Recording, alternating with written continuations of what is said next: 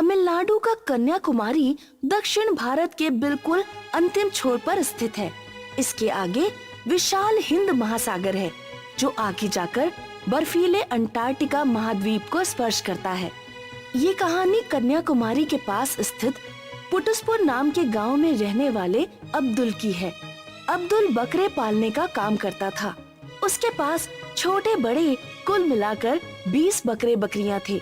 पहचान के लिए अब्दुल ने उनके ऊपर सफेद पेंट से नंबर लिख रखे थे। पापा, बकरा नंबर 15 से उसका पेंट छूट रहा है। मैं स्कूल से चौक लेकर आई हूँ, क्या मैं बकरे पर नंबर लिख दूँ? हाँ सकीना बेटी, लिख दो। सकीना जब बकरे पर नंबर लिखने चली गई तो अब्दुल की बीवी हमीदा अब्दुल से बोली, सकीना की फीस जमा होगी और गयास भी मोबाइल के लिए रो रहा है। बकरा नंबर 13 बड़ा हो गया है, आप इसे बेच आइए, हमें पैसों की जरूरत है। ठीक है, मैं आज शाम को मोहित भाई के पास जाऊंगा। जब कोई बकरा बड़ा हो जाता तो अब्दुल बकरे को किसी मटन शॉप वाले के पास बेच आता। आओ अब्दुल आओ, आज क्या माल लेकर आए हो? आज का माल एकदम कड़क है, इसके मुझे 15,000 रुपए तो मिलने ही चाहिए। इस बकरे के 15,000 नहीं मिल सकते, ऐसे बकरे तो 7-8 हजार में बिकते हैं। फिर भी तुम जान पहचान के आदमी हो तो मैं तुम्हें 10,000 दे दूंगा, इससे ज्यादा कोई इस बकरे की कीमत नहीं देने वाला। अब्दुल ने बकरा 10,000 में बेच दिया। वो पेठे की मिठाई और पैसे लेकर घर पहुंचा। कितने में बिका बकरा?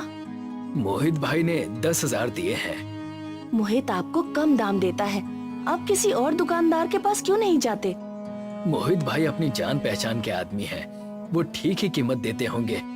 10,000 में सकीना की फीस और गयास का मोबाइल दोनों काम हो जाएंगे क्या? 3,000 मेरे पास है, 13,000 में दोनों काम हो जाएंगे। बच्चों को ये पेठा बांट दो। अब्दुल जब भी कोई बकरा बेचता उसे अफसोस भी होता, क्योंकि बकरे को पालते पालते उससे लगाव हो जाता था। लेकिन बेचना अब्दुल की मजबूरी थी।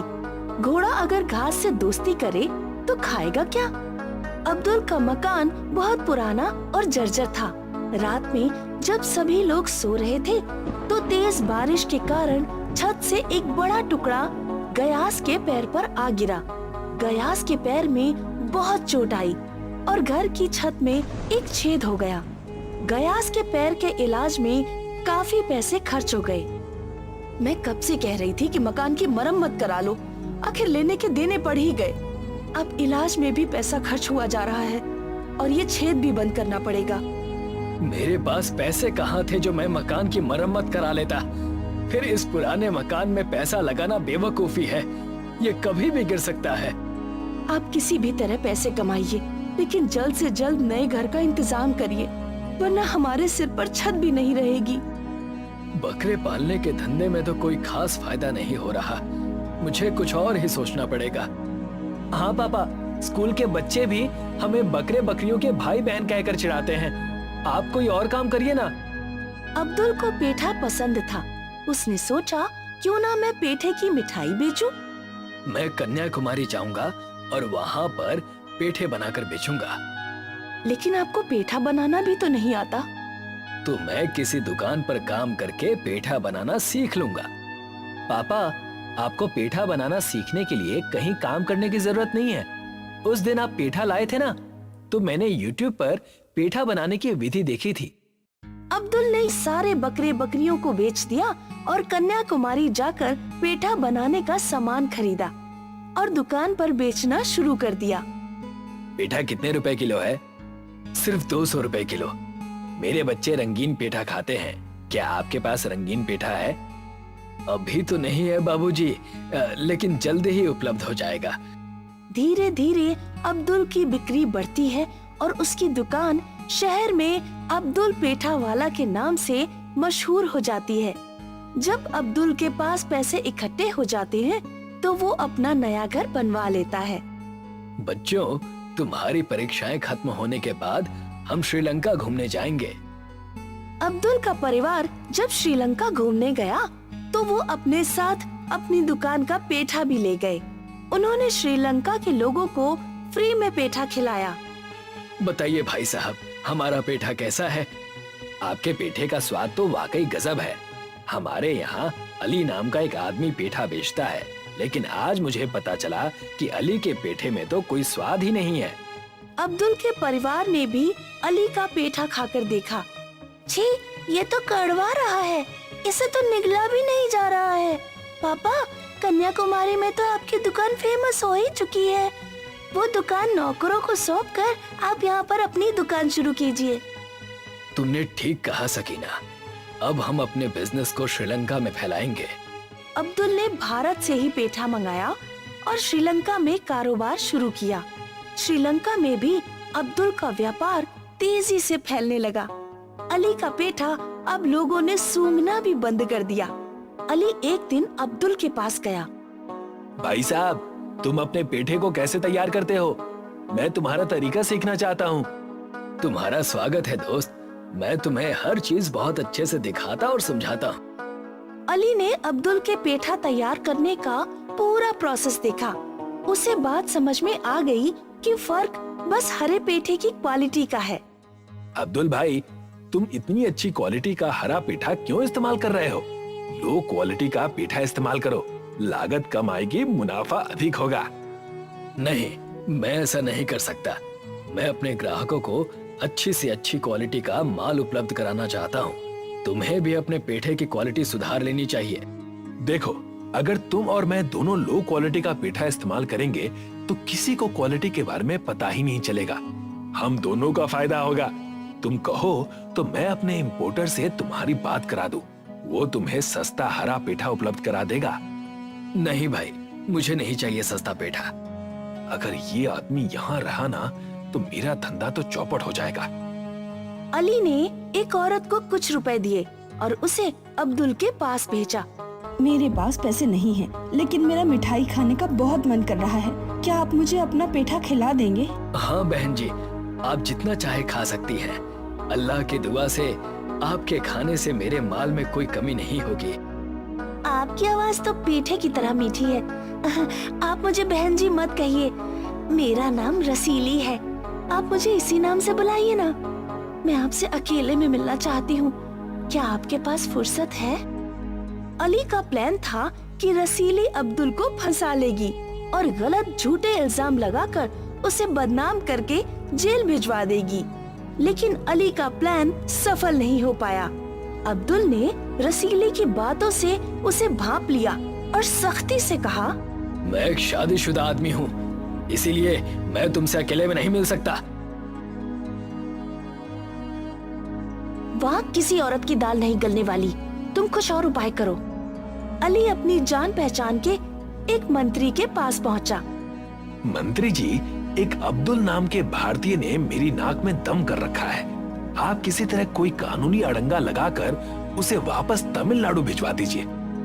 भारत सरकार से अच्छे रिश्ते रखना फिलहाल हमारी मजबूरी है। भारत सरकार हर तरह से हमारी मदद कर रही है। इस समय किसी भारतीय व्यापारी को कष्ट देना उचित नहीं होगा। तुम अपने स्तर पर कुछ उपाय कर लो। अली क्रोधित हुआ और अपने घर पहुंचा। क्या हुआ? आजकल आप इतने परेशान क्यों रहते हैं? अब मेरी परेशानी में तुम क्या कर लोगी? तुम्हें तो बस गहने और अच्छे कपड़े चाहिए।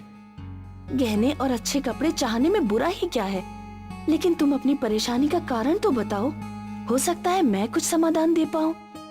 अली ने पत्नी को समस्या बताई। मेरा भाई शाहरुख अंटार्कटिका की यात्रा पर जा रहा है। उस आदमी को जहाज में बैठाकर अंटार्कटिका में फेंकवा दो। वहाँ बर्फ ही बर्फ है, ठिठुर कर वहीं मर जाएगा। अली का साला जिस दिन अंटार्कटिका जा रहा था, उससे एक दिन पहले अली ने कुछ नकाबपोश गुंडों के द्वारा अब्दुल को उठवा लिया। अब्दुल के हाथ पैर बांधे और आंखों पर पट्टी बांधकर जहाज पर लेटा दिया। अली का साला अब्दुल को बर्फीले अंटार्कटिका महाद्वीप पर फेंक आया, जहाँ दूर दूर तक सिवाय बर्फ के और कुछ भी नहीं था। किसी तरह अब्दुल ने अपनी आंखों की पट्टी हटाई। ये मैं कहाँ गया हूँ? यहाँ तो बहुत ठंड है, बहुत भूख लग रही है। यहाँ तो कुछ खाने को भी नहीं मिल रहा। तभी अब्दुल को अपने पीछे से किसी के गुर्राने की आवाज आई। अब्दुल के पीछे एक सफेद भालू खड़ा था। भालू अब्दुल के पीछे पड़ गया। और अब्दुल को इधर उधर दौड़ाने लगा। हे अल्लाह, अब ये आफत कहाँ से आ गई? अब्दुल को ठंडे पानी की नदी में कूदना पड़ा। तब सफेद भालू ने अब्दुल का पीछा छोड़ा। ये भालू कुछ तो खाता ही होगा। अगर मैं इसके पीछे पीछे जाऊं तो मुझे खाना मिल सकता है। अब्दुल भालू के पीछे पीछे गया। भालू एक दूसरे भालू के पास पहुंचा जो जमीन पर पड़ा हुआ था। जमीन पर पड़े भालू के पेट पर एक घाव था जिससे खून बह रहा था। मुझे उस भालू की मदद करनी चाहिए।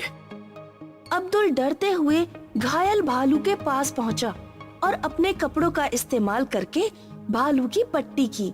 अब अब्दुल के पास पहनने के लिए शर्ट भी नहीं थी। हे अल्लाह, मेरी मदद करो। तभी अब्दुल के सामने एक देवी प्रकट हुई। मैं बर्फ की देवी आइसनो हूँ और यहाँ के प्राणियों की देखभाल करती हूँ। हर साल यहाँ शिकारी आते हैं और भालुओं का शिकार करते हैं। तुमने एक घायल भालू की मदद की। मैं तुमसे बहुत खुश हूँ, इसलिए मैं तुम्हें एक उपहार देना चाहती हूँ। देवी ने अब्दुल को एक छड़ी दी। इस छड़ी को बर्फ से स्पर्श कराना।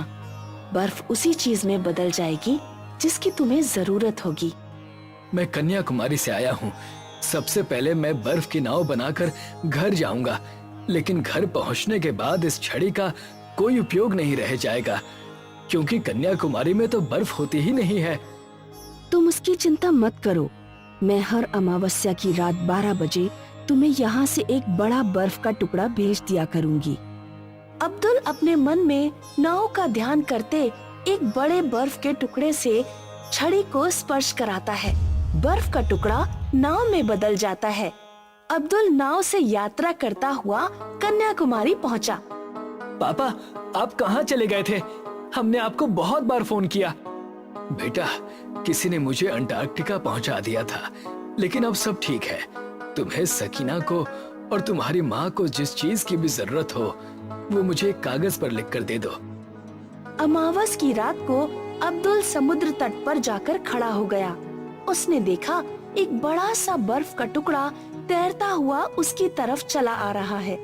अब्दुल ने उस बर्फ के कई टुकड़े किए और उसने बर्फ से ही पेठा बनाया। उस पेठे में वही स्वाद था जो उसके हाथ से तैयार पेठे में होता था। बर्फ के भारी टुकड़ों से उसने अपने लिए कार भी बनाई। कुछ दिनों बाद अब्दुल श्रीलंका गया। इस बार वो अपनी दुकान पर एक महंगी कार में पहुंचा। अली उसको देखकर चौंक गया। शाहरुख, क्या तुमने अब्दुल को अंटार्कटिका पर नहीं छोड़ा था? मैंने तो उसे वहीं छोड़ा था। तो फिर वो वापस कैसे लौट आया? मुझे क्या पता, बिना जहाज के समुंदर पार करके वो कैसे यहाँ तक पहुँच आया। अब्दुल के पास अब पेठे की कोई कमी नहीं थी। वो बर्फ से जितना चाहे उतना पेठा तैयार कर लेता था। उसकी कोई लागत भी नहीं आती थी। और अब्दुल भाई कैसे हो? बढ़िया हूँ अली, तुम सुनाओ। मैं भी ठीक ही हूँ। आपके पेठे की क्वालिटी तो और भी शानदार हो गई। एकदम शीशे की तरह पारदर्शी, बिल्कुल बर्फ की तरह।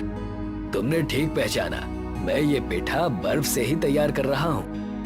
पेठा बर्फ से तैयार कर रहे हो? इसका क्या मतलब है? अब्दुल ने अली को बर्फ और जादुई छड़ी के बारे में बताया। तो अब्दुल भाई, वो छड़ी आप कुछ दिनों के लिए मुझे भी दे दीजिए। मैं भी बर्फ से पेठा तैयार कर लूंगा। मैं वो छड़ी तो तुम्हें नहीं दे सकता, क्योंकि अगर तुमने वो कहीं गुम कर दी तो मेरा बहुत नुकसान हो जाएगा। तुम एक काम करो, तुम अमावस्या की रात को कन्याकुमारी आ जाओ। मैं बर्फ से पेठा तैयार करूंगा और तुम्हें कम दामों पर बेच दूंगा, ताकि तुम्हारी भी रोजी रोटी चलती रहे। मैंने इसे अंटार्कटिका मरने के लिए भेजा, लेकिन ये तो वरदान लेकर वापस लौटा और अब मुझ पर ही दया कर रहा है। मैं अंटार्कटिका जाकर उस देवी से जादुई छड़ी लेकर आऊंगा। अली अपने साले शाहरुख के साथ अंटार्कटिका पहुंचा। शाहरुख, तुम तीर मारकर एक भालू को घायल कर देना, फिर मैं उस भालू की मदद करूंगा और फिर देवी प्रसन्न होकर मुझे उपहार देगी। फिर मैं भी अब्दुल की तरह अमीर हो जाऊंगा। शाहरुख ने भी एक भालू के पेट में तीर मारकर उसे घायल कर दिया। अली भालू के पास पहुंचा और भालू की मरहम पट्टी करने लगा। तभी बर्फ की देवी वहां प्रकट हुई। मैंने तुम्हारी बातें सुनी हैं। तुमने मेरा वरदान पाने के लिए जानबूझकर उस भालू को घायल किया है।